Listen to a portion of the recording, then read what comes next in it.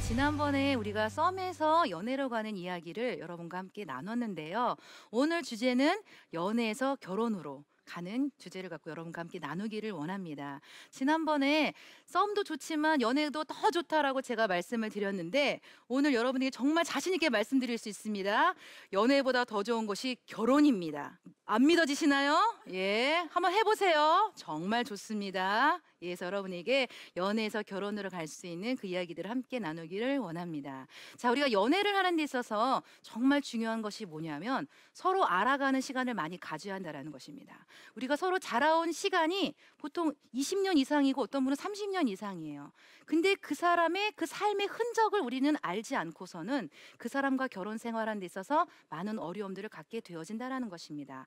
이 사람이 어떤 사람인지, 그리고 이 사람과 정말 내가 잘 어울리는지 여러분이 그런 것들을 잘 파악하기를 원하는데요. 그래서 던져야 될 질문이 뭐냐면 이 사람과 내가 연애하는 데 있어서 정말 성령의 인도하심이 있는가?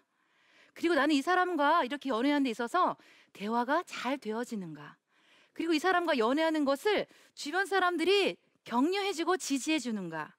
그리고 이 사람과 미래를 함께하는 것을 생각할 때 미래가 그려지는가? 이 질문들을 통해서 이 사람과 이제는 결혼해도 되겠다라는 확신들을 여러분이 가지시기를 바랍니다. 근데 우리가 서로 알아가는 과정이 필요한데 제가 사람들을 보니까요. 데이트를 정말 잘 못하더라고요.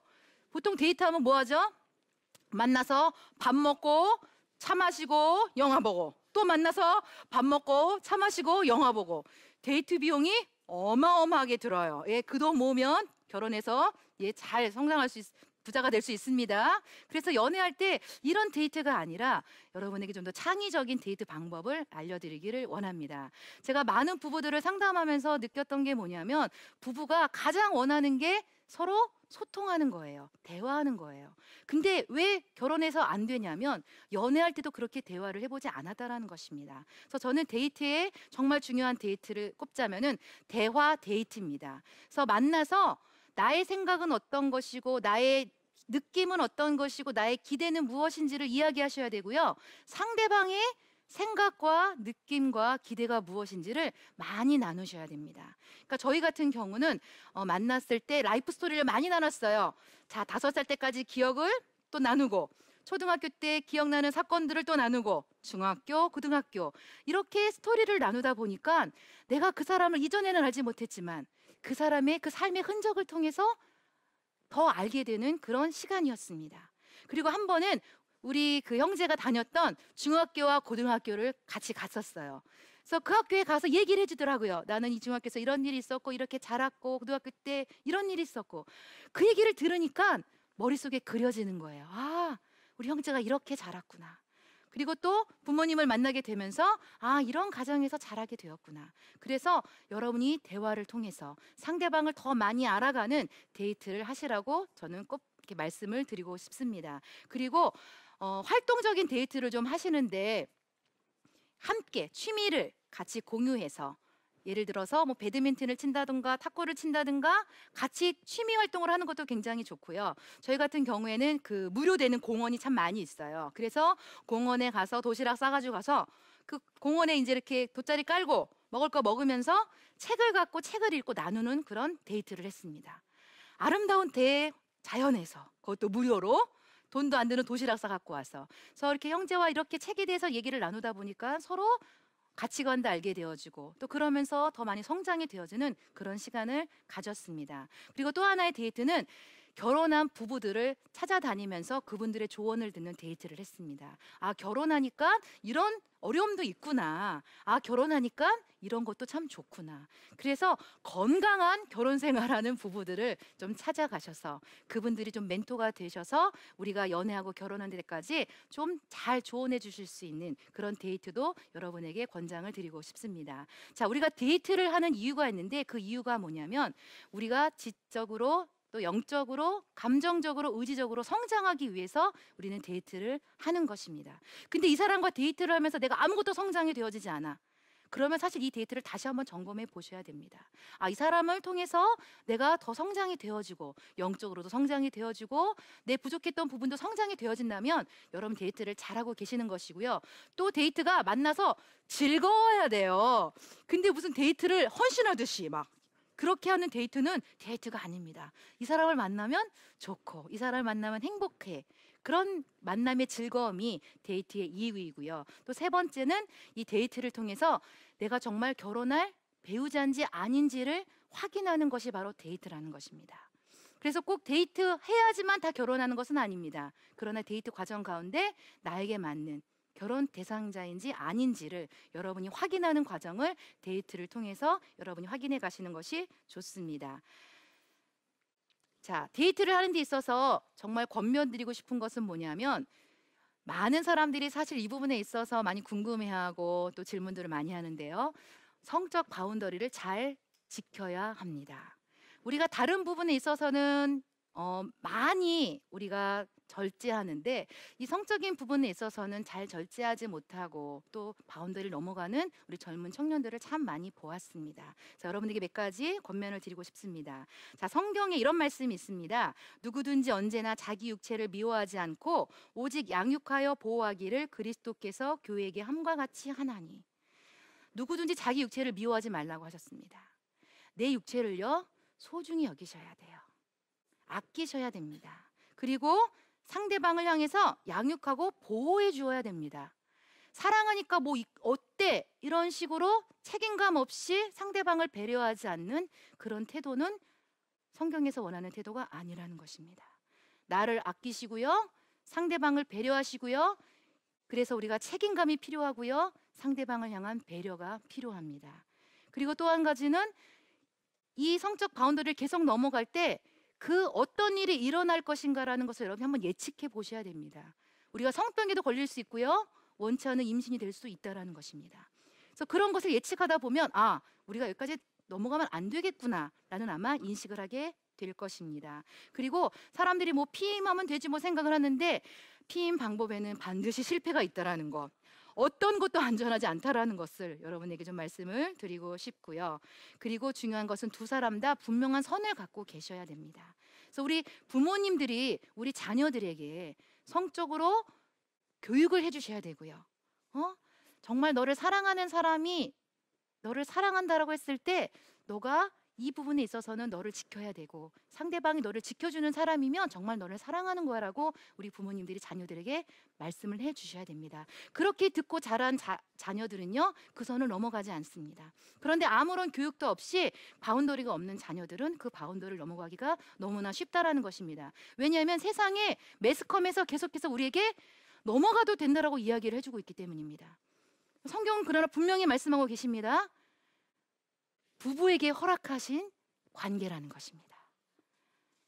하나님 말씀이 기준이 되어야지 세상의 매스컴이 기준이 되어서는 안 됩니다. 그래서 성적인 바운더리를 두 사람이 잘 갖고 계시는 것이 필요하고요. 그러기 위해서 필요한 게 뭐냐면 사람들이 없는 밀폐된 공간에 가면 우리가 유혹을 받더라고요. 그래서 여러분이 방을 조심하셔야 돼요.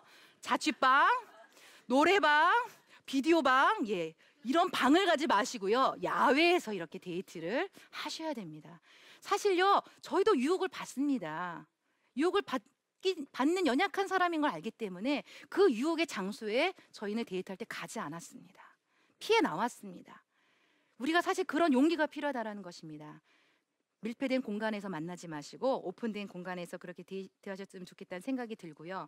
그리고 데이트하고 연애하면서 그 결혼까지 가는 과정에 성적 바운더리를 잘 지켰을 때 분명히 여러분에게 말씀드릴 수 있는 건 이 인내의 결과는 큰 축복으로 여러분에게 다가온다라는 것입니다. 결혼 전까지 서로가 잘 지켜준 부부들은요, 결혼 이후에도 서로 신뢰가 깨지지 않고요, 부부의 친밀감이 더 깊어진다라는 통계가 나와져 있습니다. 그래서 연애하는 기간 동안에 성적인 바운더리를 잘 지키면서 건강한 연애를 하시기를 제가 여러분에게 부탁을 드립니다. 자, 연애에서 결혼으로 가는 데 있어서 필요한 몇 가지 요소를 여러분과 함께 나누기를 원합니다. 썸에서 연애로 갈 때도 용기와 책임감이 필요했던 것처럼 연애에서 결혼으로 갈 때도 용기와 책임감과 결단이 필요합니다. 나 이제 결혼할 수 있어. 근데 많은 사람들이 또 스펙을 또 쌓아야 돼, 또 결혼 자금을 모아야 돼. 그러다 보면서 야, 결혼 어렵다라고 또 포기하는 사람들이 많이 있습니다. 그러나 용기를 내서요. 이제 결혼해도 되겠다라는 확신들을 가지셨으면 좋겠습니다. 저희 부부도요, 결혼할 때 통장에 잔고도 별로 없었고요. 저희는 부모님의 도움도 받지 않았고 결혼을 했습니다. 그래서 결혼 초에 6개월 동안 어떤 집에 살았냐면요. 이런 옥탑방에서 살았어요. 옥탑 다락방. 그래서 이렇게 집에서 걸어가다가 이렇게 고개를 숙여야 됐어요. 이렇게 높이가 다르니까. 그러나 그런 집에도 살면서도 저는 너무 행복했습니다. 왜? 우리가 하나님을 사랑하고 사랑하는 배우자가 나와 함께 있기 때문에. 그래서 사람들이 이 정도를 준비해서 결혼해야지, 뭐 집을 준비해야지, 이걸 준비해야지, 그런 것들을 준비하려면 평생 정말 결혼하기 어렵다라는 것입니다.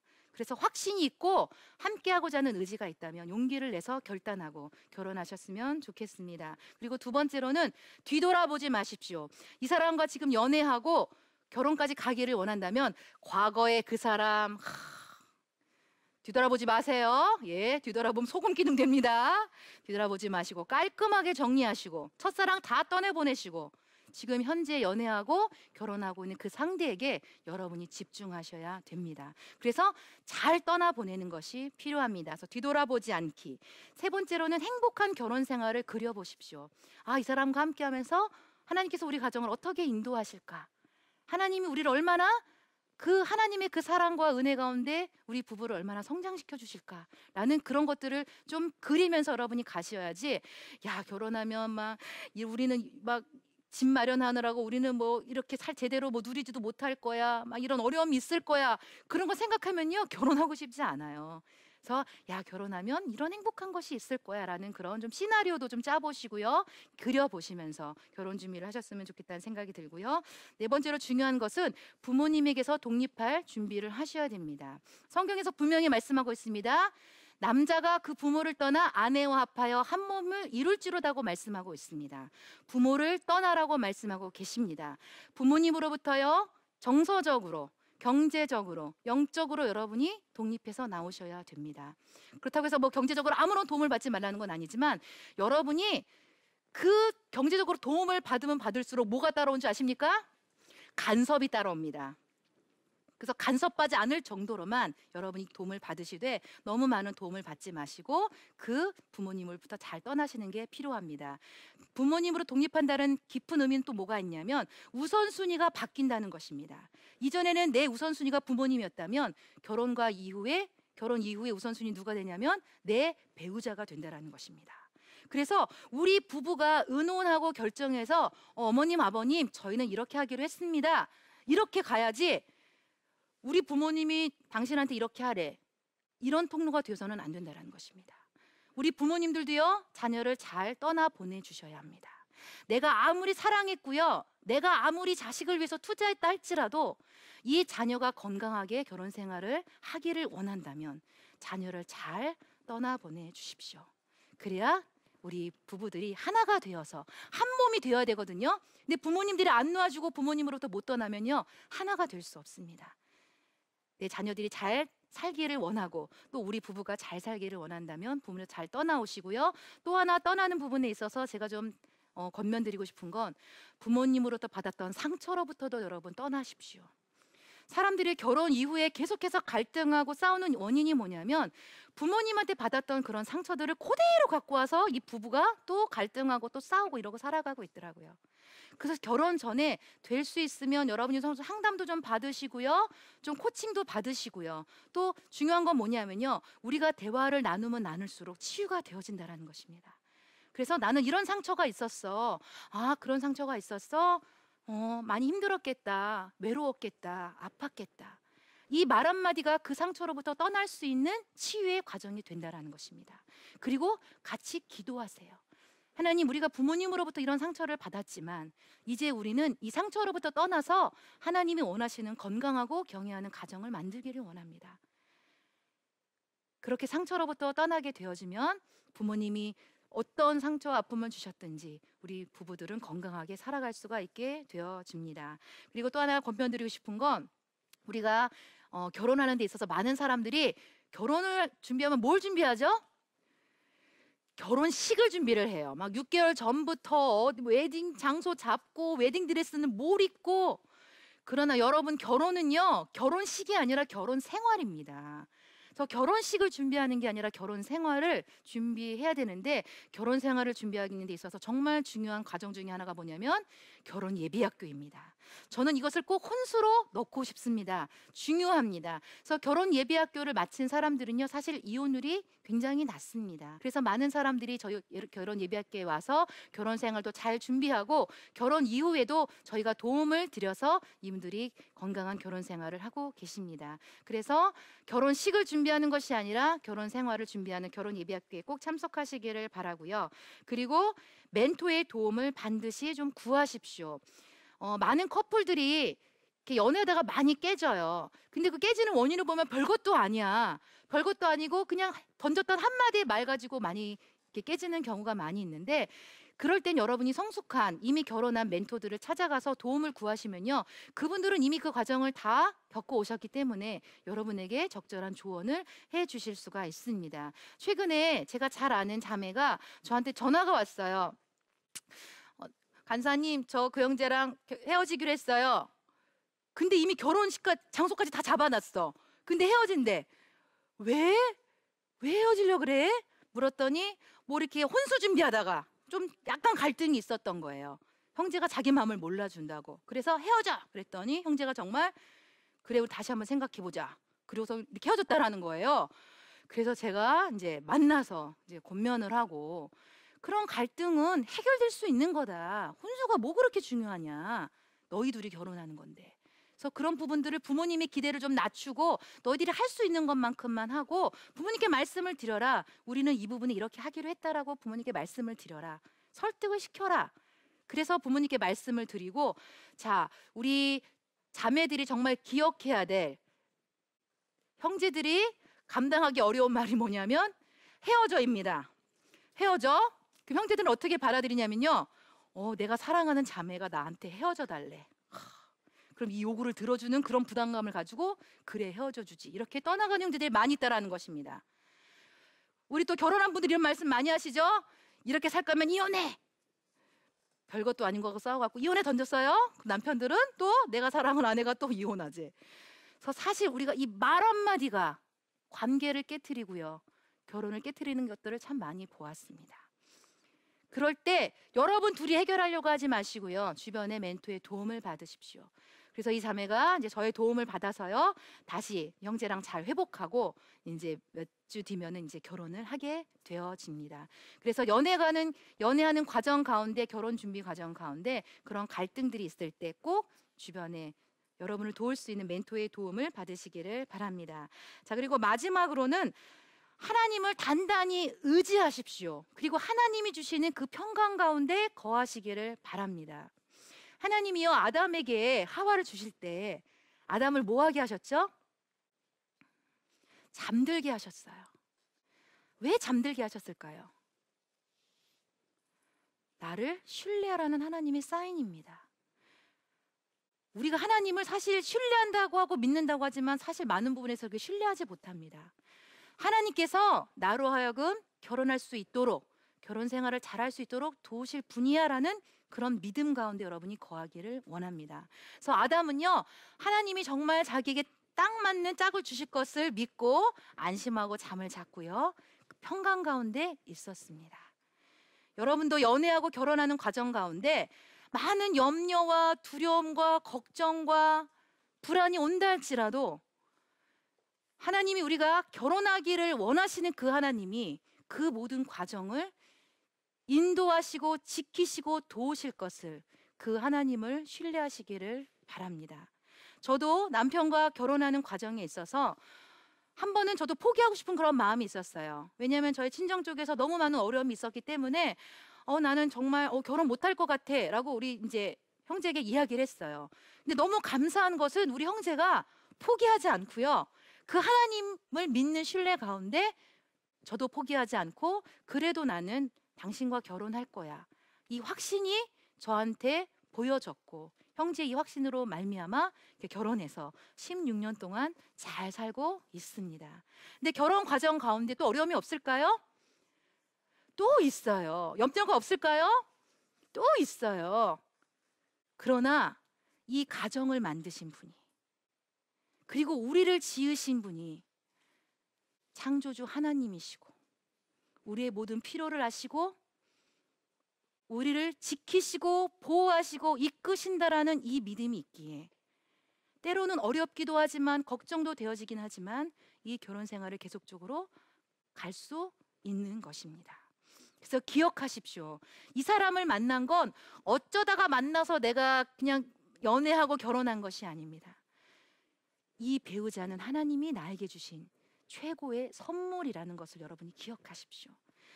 내가 결혼할 사람, 내 배우자를 거절하는 건 누구를 거절하는 거냐면 이 선물을 주신 하나님을 거절하는 것입니다. 결혼 관계는 언약 관계입니다.